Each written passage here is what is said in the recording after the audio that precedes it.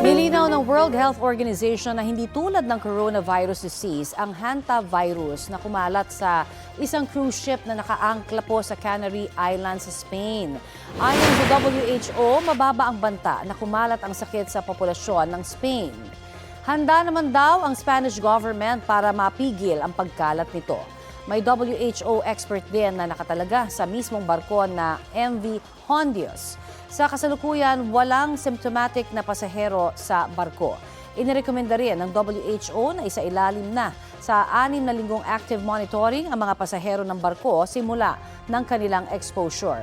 Ayon sa ating Department of Migrant Workers, 4 na Pinoy ang nag-repatriate pa Netherlands kahapon at 20 naman ang nakatakda ngayong araw.